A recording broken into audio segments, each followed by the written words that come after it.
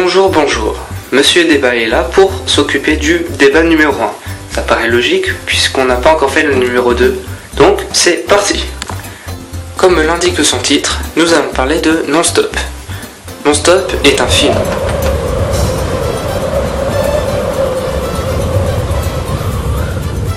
Ok, je viens de me prendre un énorme vent. Ah, je suis sûr que vous ne saviez pas que Non-Stop était un film. Enfin, on rentre dans le vif du sujet. D'ailleurs, je vous avoue qu'avant de regarder ce film, je ne connaissais pas le réalisateur. En revanche, je connais très bien l'acteur Liam Neeson, que j'apprécie pas mal du tout. J'aime beaucoup sa façon d'être et de jouer les scènes qui rend les scènes bien plus suspectes que d'autres. Donc je dirais que le choix de l'acteur a été plutôt judicieux. Pour la suite, je dirais que c'est un film qui se rapproche pas mal de Sans Identité. Pour ceux qui ne l'ont pas vu, je vous conseille d'aller le voir. Je ferai une critique prochainement. Sûrement. Dans très longtemps.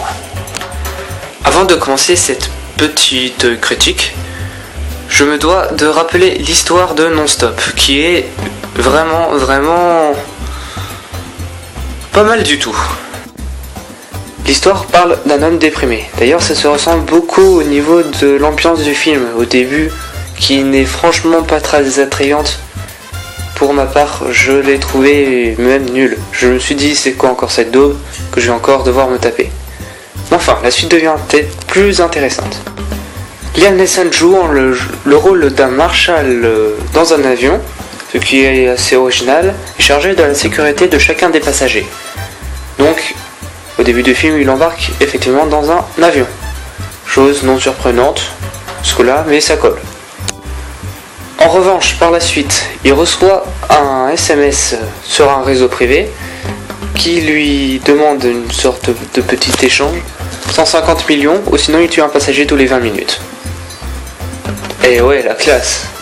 Liam Neeson, le marshal, essaiera de le traquer. Et chose surprenante que j'ai trouvé très agréable dans ce film, c'est que tout le film, ou alors allez, on va dire 97%, se passe dans l'avion à traquer le coupable. La chute est pas mal. À mon goût, elle aurait pu être mieux, mais elle aurait pu être largement pire. Au niveau des points forts, alors déjà Liam Neeson joue son rôle à merveille. Peut-être pas à la perfection, mais c'est magnifique. Ce qui rend tout à fait le personnage intriguant.